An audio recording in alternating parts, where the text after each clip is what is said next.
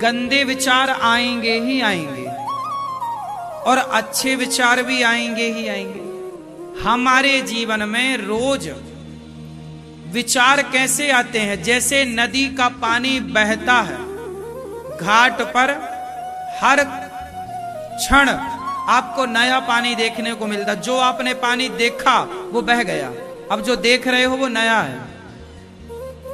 ऐसे ही बहते हुए पानी की तरह हमारे विचार भी बह रहे हैं। एक क्षण में एक विचार तो दूसरे क्षण में दूसरा विचार। इसलिए आपसे कहता हूं कि जो बुरे विचार आते हैं उन्हें जाने दो, और जो अच्छे विचार आए उन्हें एक कॉपी पे लिख लो,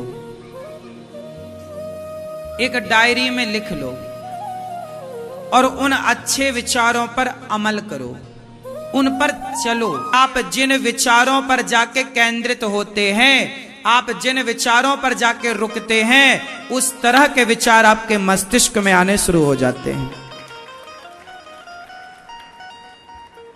आप क्या करते हैं? गलत विचारों पर रुक जाते हैं। जैसे आप दोस्ती करते हैं तो शराबियों की दोस्ती कर लेते हैं। जब आप शराबियों के साथ उठने बैठने लगेंगे तो आपके भीतर भी शराब पीने के विचार आ जाएंगे और आप पी लेते हैं। जहां आप रुके, बस मन को जहां लगाया उससे जुड़े हुए विचार आने स्टार्ट हो जाएंगे। शराबियों के बीच में रुकने लग गए, बैठने लग गए तो शराब का विचार आएगा। गंजेड़ियों के बीच में उठने बैठने लग गए तो गांजा पीने का विचार आएगा। चरस अफीम पीने वाले लोगों के पास उठना बैठना आपका हो गया तो चरस अफीम पीने का विचार आएगा। आप किसी वैश्या के साथ उठने बैठने लग जाइए तो आपको वैश्या जाने का और वैश्या का मुजरा देखने का और वैश्या का संग करने का विचार आएगा। और आप मंदिर जाने आने लग गए तो अपने आप मंदिर जाने के विचार आने लग जाएंगे, कथा सुनने के विचार आने लग जाएंगे, कीर्तन करने के विचार आने लग जाएंगे, तुलसी की माला पहनने के विचार आने लग जाएंगे, भला करने के विचार आने स्टार्ट हो जाएंगे कि हम भी किसी दीन दुखी को भोजन कराएं, हम भी किसी प्यासे को पानी पिलाएं। आप जब अच्छा एक काम करते हैं तो और अच्छे काम को करने के विचार आते हैं। कोई व्यक्ति बुरा नहीं होता इस धरती पर, वो बुरी जगह उठना बैठना शुरू करता है तो उसके दिमाग में वो थॉट आने लग जाते हैं। वो गलत विचार आ जाने से फिर वो विचारों पर अमल कर लेता है, वो हो जाता है। क्यों? एक बात बताओ, शराब आपने खुद दुकान जाके पहली बार पी थी। इस धरती पर एक भी शराबी ऐसा ना होगा जो जाके सीधा दुकान में जाके पीने लग गया। ऐसे शराबी कोई नहीं बनता। सबसे पहले वो शराबियों के टच में आता है, शराबियों की दोस्ती होती है और शराबी लोग उसके लिए पहली बार प्याला तैयार करते हैं। पहली बार तो किसी ने पिलाया, क्यों? ऐसी था ना आपके साथ। इसलिए कहता हूं, संगत से गुण आत हैं, संगत से गुण जाए। लोहा जड़ा जहाज में, पानी में उतराए। संगत से गुण, बोलो मेरी मां, आते हैं। संगति भक्तों की होगी, संगति संतों की होगी, संगति संस्कारी लोगों की होगी तो संस्कार चढ़ेंगे आपके ऊपर, अच्छी बातें दिमाग में चढ़ेंगी। और संगति बुरी भई कि आप बुरे नहीं हैं, संगति ने आपको बुरा कर दिया। कैकई को संगति ने बिगाड़ दिया, मंथरा की संगति ने। हाँ या ना? जब कैकई बिगड़ सकती हैं गलत संगति से तो तेरा क्या होगा रे कालिया? मैया सो गई क्या मेरी मां?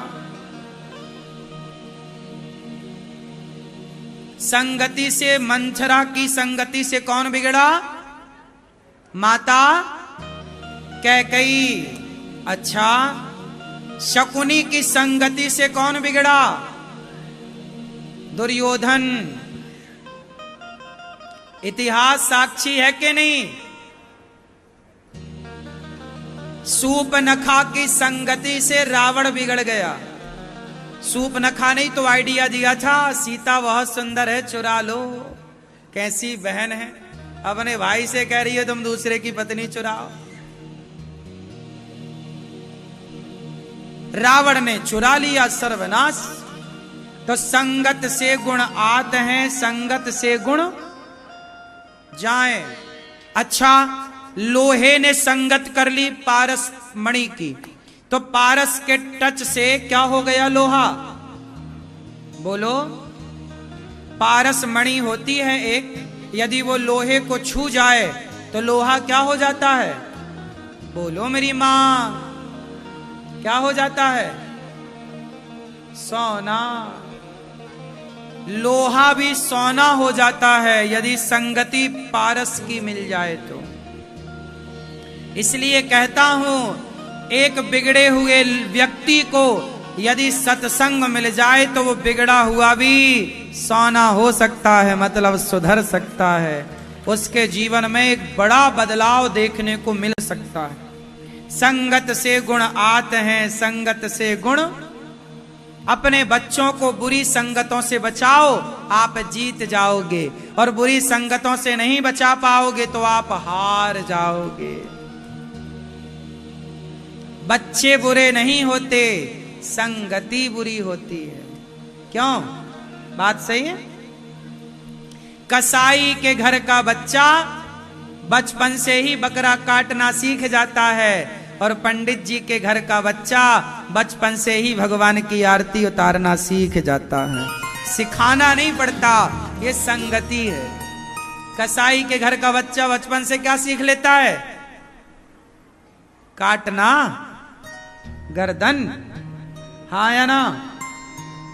और आपकी दादी अम्मा पूजा पाठ करती है, तुम्हारा छोटा पोता भी आरती लिए घूमता रहता है, घंटी बजाता रहता है। दादी पूजा करती है तो बच्चा भी पूजा करने लग जाता है। दादी फूल चढ़ाती है, वो भी फूल चढ़ाने लग जाता है। दादी मंदिर जाती है, वो भी मंदिर जाने लग जाता है, हाँ या ना? संगत से गुण आते हैं, संगत से गुण।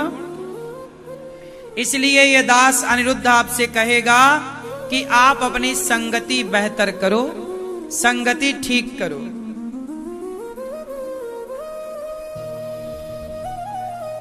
मुझे भी सबसे पहले गौरी गोपाल आश्रम बनाने के पहले एक विचार ही आया था।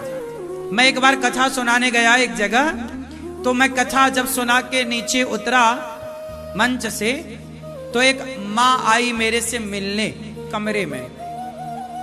ये बात 2015-16 की है, 2016 की बात है लगभग। ये मैं एक मध्य प्रदेश में एक गांव था,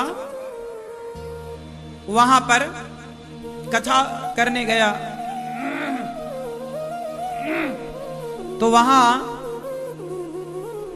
एक मां मेरे से मिलने आई, बोली महाराज, मेरे से बोली बेटा मैं कुछ मांगू आपसे? हाँ हाँ मां मांगो। मां ने कहा कि बेटा जब मैं मर जाऊं तो मेरी चिता को तुम आग लगा देना, मेरे से बोला एक मां ने। 2015-16 की ये बात है। मैं मर जाऊं तो मेरी चिता को आग लगा देना। मैं आश्चर्य से मां की ओर देखा और मैंने मां से कहा, मां ऐसा आप क्यों कह रही हो? मां ने कहा कि बेटा मेरा एक बेटा है, पर वो मुझे पानी भी नहीं देता, वो मुझे भोजन भी नहीं देता, ना पानी देता ना रोटी देता। तो जो बेटा मुझे जीते जी पानी नहीं देता, रोटी नहीं देता, ऐसे बेटे से मैं आग लेकर क्या करूंगी? ऐसा सबसे पहले उस मां ने मेरे से ये बात कही। बस यही शब्द थे,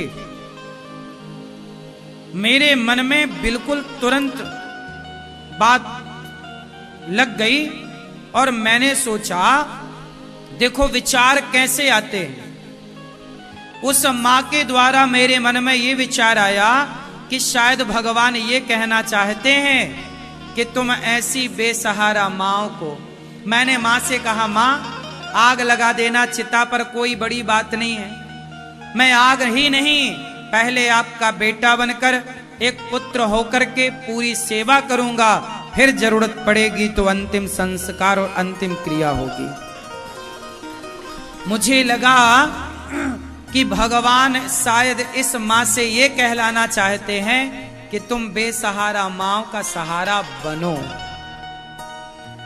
उन मां से मुझे ये भगवान की प्रेरणा से विचार आया कि मुझे इन माओ की सेवा करनी चाहिए। और तब से मैंने विचार किया कि मैं अब एक गौरी गोपाल की स्थापना करूंगा जहां ऐसी बेसहारा माओ की सेवा करूंगा। ये मेरा पहला विचार था। मैंने उस विचार को जब मस्तक पर आया, उस विचार पर मैंने काम किया, उस पर मेहनत की, और आज देखो कि आज गौरी गोपाल में बेसहारा माएं 290 से ज्यादा बेसहारा वृद्ध माताएं रहती हैं। फिर जब मैं माओ की सेवा करने लग गया तो उसके बीच में कोरोना आ गया। क्या आया? फिर ये गौरी गोपाल, जिसमें गौरी गोपाल भगवान विराजे हैं, वो जगह पर गौरी गोपाल आश्रम बना, माएं शिफ्ट हुई। फिर कोरोना आया 2019, 2020। उस समय जब कोरोना में चारों ओर लॉकडाउन लगा तो मेरे पास कुछ मजदूर और रिक्शे वाले, कुछ गरीब तबके के लोग आए। उन्होंने कहा कि महाराज जी सिलेंडर खत्म हो गया, किसी ने कहा आटा खत्म हो गया। रिक्शे वालों के रिक्शे नहीं चल रहे थे क्योंकि कोई वृंदावन में आ ही नहीं रहा था, और रिक्शे वालों का तो रिक्शे से गुजारा होता है। उस समय सारी मजदूरी बंद थी, कोई काम नहीं हो रहा था, मजदूर सब घर पर थे। और किराया, ना बिजली का किराया देने का, बिल देने का, ना आटा, ना दाल, ना सब्जी। सारे लोग मेरे पास आए, बहुत लोग, कि मैं बड़ी परेशान हूं, मेरा बेटा क्या खाए। तो उन भूख को जब मैंने देखा तो मुझे लगा कि इन सबके लिए अन्नदान करना चाहिए। तो उस समय से मेरे मन में ये विचार आया बिहारी जी की कृपा से कि इन लोगों को भरपेट भोजन गौरी गोपाल में मिले, और तब से ये अन्न सेवा स्टार्ट हुई, आज तक चल रही है। पूरे कोरोना में जब सब घर के भीतर थे तब गौरी गोपाल आश्रम में सेवाएं चल रही थी। आप लोगों ने भी टीवी पर देखा होगा। उस समय लोग मेरे से कहते थे कि आप क्यों निकलते हो बाहर, कोरोना हो जाएगा, आप मर जाओगे। मैंने कहा मरना होगा तो ऐसे भी मर जाएंगे, सेवा करके ही मरते हैं और क्या।